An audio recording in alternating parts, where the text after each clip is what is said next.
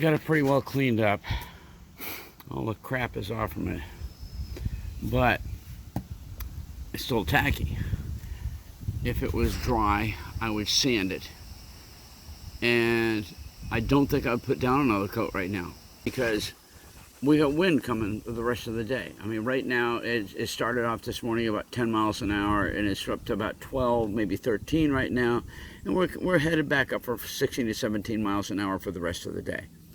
It doesn't make sense to mess with this anymore.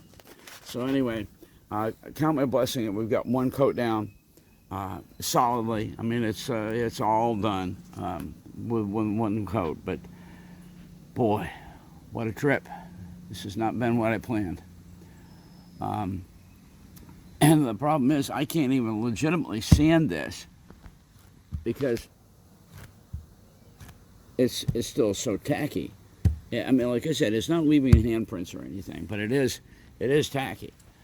And yeah, I'm not sure. Okay, now let's get the table out.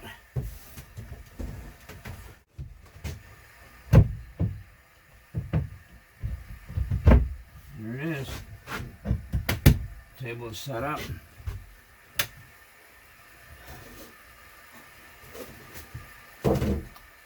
Coffee water should be ready momentarily.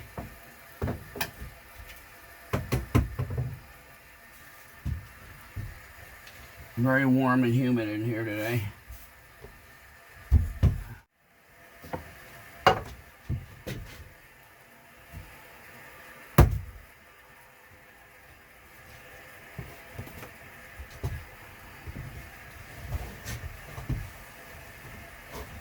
A long time ago, before I was addicted to Keurig and percolated coffee and all this kind of stuff, I discovered Maxwell House. And it ain't, you know, it's not exactly your gourmet coffee, but it works. And I haven't made it in a long time. So let's see how this goes, guys. The water's about ready here in a minute.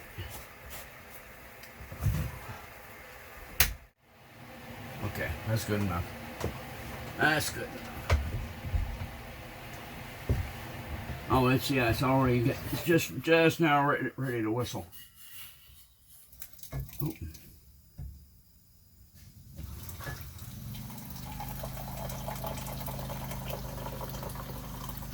Oh, what do you know? The guy next door starts his leaf blower.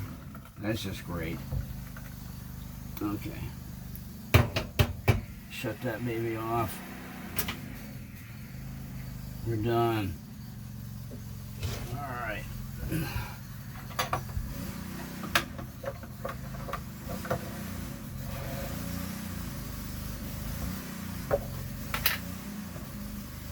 Perfect timing. Get my coffee ready to go and he starts his leaf blower. Maybe shut it off and leave it on. No, he's gonna run it.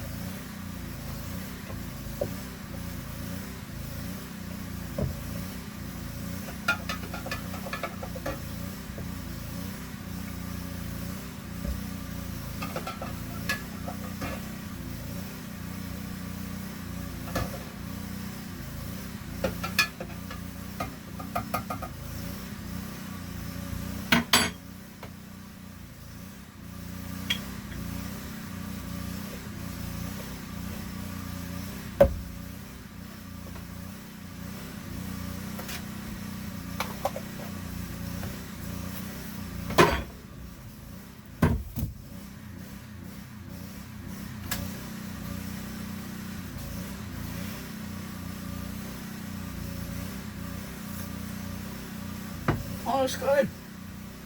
Perfect. I can't believe it.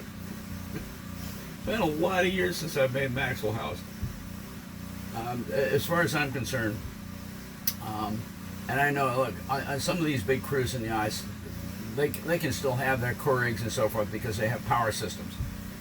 Mr. Randy here has one deep cell battery down here that has to keep being charged because I never am here to use it. So anyway, at least I've got this set up to where I can make some coffee and just enjoy the peace and quiet. Oh my goodness, this is ridiculous.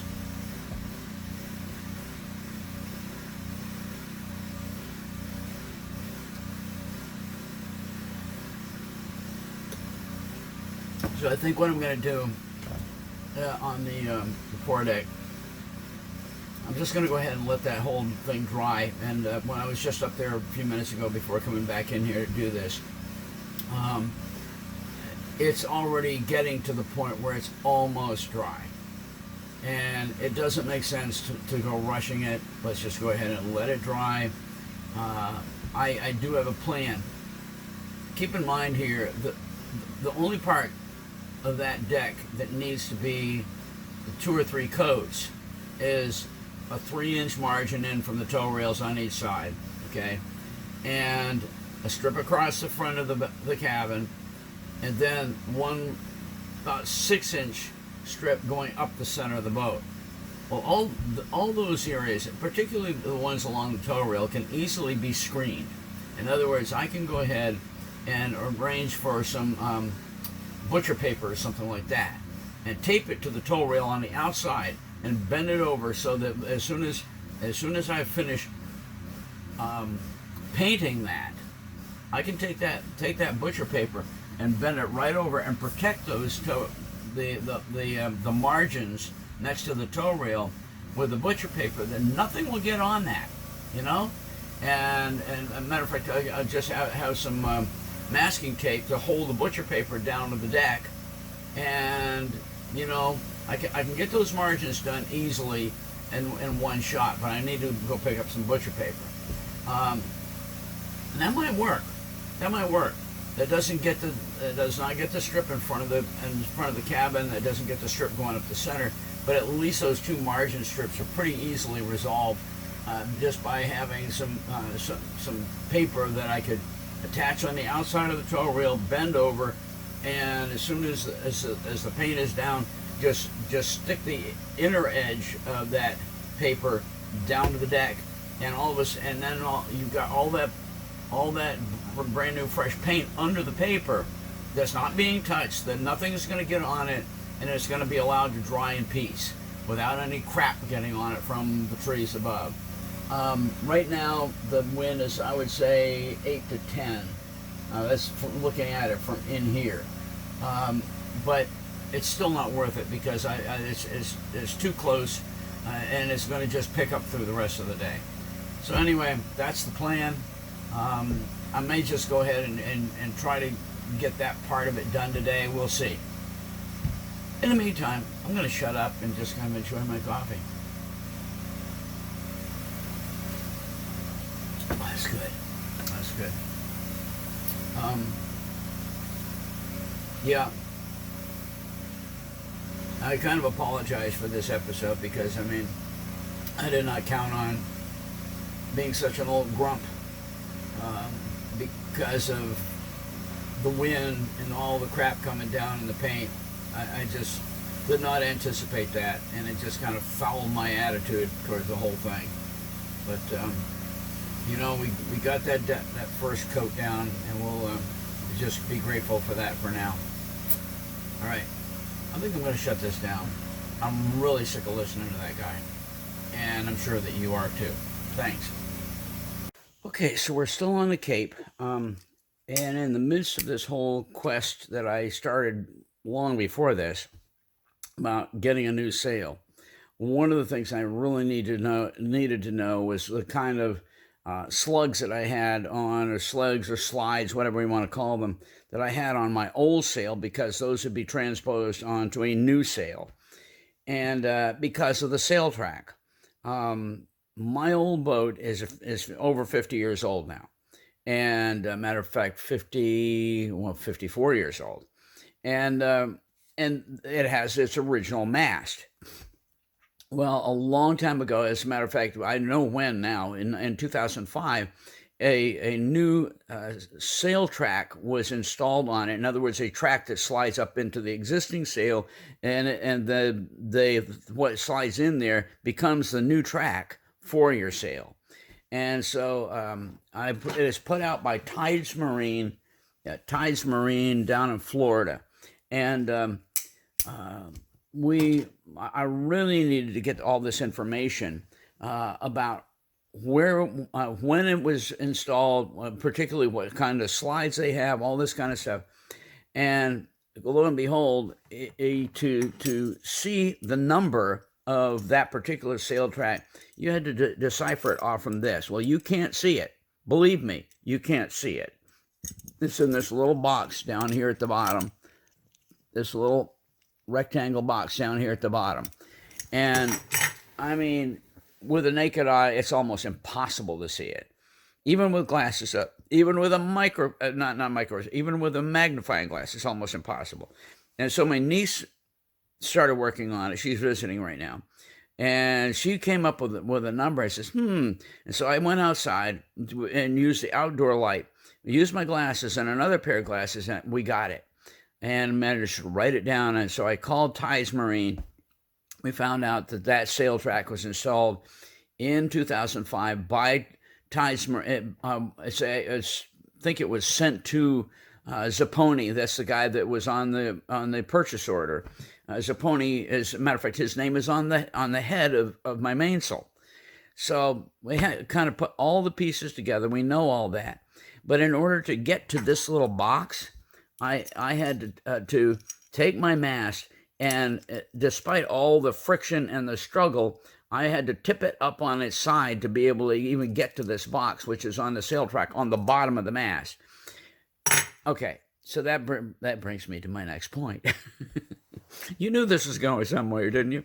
Okay, my next point is my mast is out there completely being engulfed in these vines that are wrapping all around it. It's a mess. Right now, my mast is standing on one spreader. Well, not standing, is partially supported both ends, but it's not good.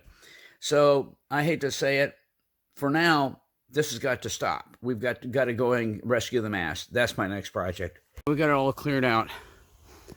The mast is vertical again the way, upright again the way, okay, horizontal again the way it should. Depends on how you look at it. Anyway, everything is set back up on the horses, and yeah, we're good to go. And we got that little box at the bottom of the track, got that back on where it belongs, and so that'll be right where it needs to be when we get the boat set up and the mast set up when we go back in the water. So anyway, we're good. And I also took down a massive bush here that was right in the way of my mom being able to see out to the shed. So, okay, we're good. Well, here's the situation. Everything's dry now, finally. What did we say this? I would say that's probably roughly 20 hours to dry. Yeah, probably just about 20 hours to dry. But it is dry. And I don't think I'm going to do any more on this trip as far as getting more paint down. We're just going to let this cure and cure well before we go back at it next time. And next time we're going to take precautions with a tent over this in some way, shape, or form, or some sort of a tent over this, so that we can work inside without the garbage getting in the paint. And we'll get down that next coat of paint the way it belongs. Okay, guys, we're back up and running. It is now 2 o'clock. Can't remember. Hang on a minute, just a minute. Yeah, 2:50, about 3 o'clock. So we don't have a whole lot of time left. But what I am going to do, I got this figured out.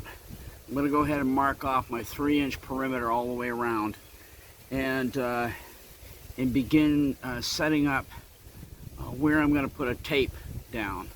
And then we're going to, if we've got the time, and I don't think we will be able to do it today because we've got too much stinking wind going still. I've got plastic to be able to go down and cover from one side over to the other and be able to work underneath it. we'll see how that goes. Let's go ahead and get started with our 3-inch perimeter, and then we'll go from there.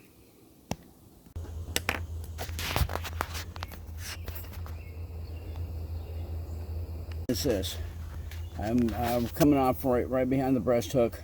I did a 2-inch mark. I've done it time after time all the way down through here. I don't know if you can see these, so I'm coming along on them, but anyway, maybe you can't. Okay. Anyway, 2-inch all the way back. About every 3 inches, I got a 2-inch mark. I'm going to do that all the way back to the front of the cabin, and then we're going to lay down some tape, and that's where we're going to have our double up another 2 or 3 coats of the white paint, and then we're going to sand beyond that, because that's where we're going to come in with our non-skid to come back into the center. And so what I'm basically doing is laying out the pattern, and we'll just keep doing this. Okay, I don't know if you can see this, but what I've got is a very clear 2-inch mark all the way down in from the toe rail, and everything has been very nicely scuffed up all the way down through beyond the line, because what's going to happen when we put down our non-skid, we're going to have everything taped. All the clear, nice white paint is going to come out 2 inches. Then beyond that is going to be your non-skid, and so we're going to have everything sanded beyond that line, so that after this is all painted in nice and white with 2 or 3 coats, then what we're going to do is be able to have this already sanded out here, and we can retape everything on top of the nice clear white paint, and then beyond that will be all non-skid, and we've already sanded out beyond the edge, so we can just keep on sanding out into the center. I don't know if that makes any sense. It makes sense to me, so that's what we're going to do. But we got everything started very nicely here. I'm going to clear this all down with some acetone, and then from there we're going to put down a tape line, and we'll be able to get our first white border line or margin line painted in. And I've got plastic to try to protect this from crap getting back on it. So let's see where we go. All right, guys. Here's port and starboard. I wish my port had come out as smooth as my starboard. I mean, this is just gorgeous here. This beautiful curve, very nicely held all the way up. Port's a little lumpy. You see right down there toward the back of the cabin, it's a little bit of a lump, but pretty good. So we got our 2-inch margins, both port and starboard, with sand outs into the center here, so that when we get ready after we're all done painting in our margins, we can take this off, and we'll have a nice clean edge to be able, that's already been sanded, to put your non-skid into. It makes sense to me. It makes sense to me. So anyway, I think we may. I'm going to look at the time. We're going to see if we've got time enough to go ahead and lay some paint. We'll see. All right, I've run my tape measure port and starboard, and right now I've done a measurement, and I'm exactly 2 5/8 off that forward corner here, and 2 5/8 off that forward corner on the port side. And so that's my line across for my white border. And so I'm going to just very, very carefully mark with a pencil, a nice sharp pencil, and try to get as close in as possible on that tape line over there and this tape line over here, and then we'll get a line across. Well, guys, this is all we're doing for this trip. Excellent layout for next time. Not done, but good start. I've got my 2 margins all taped out, sanded, pre-ready for everything. Then I've got a perfectly straight line right across in front of the cabin that marks out the margin of my non-skid, how far back that goes. And then it comes up to here. And this is not a final here, but I got it set up here just right behind the breast hook. Probably will change that a bit. Maybe have a bit of a curve coming on each side of this. Anyway, you get the idea. This is pretty good start. Pretty good start. And so we'll get some fresh paint on the margins next time, and we'll probably go ahead and start sanding this out in the center where the non-skid is going to be going. The only thing that's going to change on that is we've got to have a nice straight line of a margin right up the center, or a center strip, where my deck cleat is going to be going, probably right about there, right in the center. Anyway, you get the idea. I think it's a good start, and yeah, I guess it's a good place to start for next time. I'm a whole lot more encouraged at the end of all this than I was for a while ago. All right, guys, that's it. Thanks for coming along on this little venture aboard Little Girl, and we'll keep you posted. Well, that's it for this trip, guys. I'm sorry to make you suffer through all my discouragements. And ironically, the wind just totally died down this afternoon. It's not bad at all. We could have painted, probably, but keep in mind here, you've got dry time, especially with this paint. It's just a lot of dry time. So what I decided to do instead was go ahead and start marking out my margins, getting everything set up for this time. And we're just in really good shape next time we come down. And I've got that plastic that I'm going to try to arrange sort of a tent from one side to the other, and work under the side that I'm not, tape it to the side that I'm not working on, and then work under the other side, and then flip it. Anyway, you get the idea. That's my plan for next time. Yeah, I think it'll work. In the meantime, by the way, that's if there's wind. My point is, hopefully next time, maybe we won't have this non-stop wind for 2 days straight. It's so ironic because right now, yeah, there's a little breeze blowing out there, but boy, not like it was yesterday and earlier today. So anyway, listen, guys, thank you so much for stopping by Restoring Little Girl. We got a lot accomplished this trip, and this was an encouragement to me. It started out very discouraging, but by the time it was all over, I was feeling a lot better. So, hey guys, thanks, appreciate it. Come on by next time. We'll keep you posted. There'll be obviously going to be at least 2 videos come out. Well, definitely just 2 videos probably coming out of all the stuff we've been doing here. So we'll keep you posted, and hope you enjoy these videos. God bless. Have a great time. See you next time.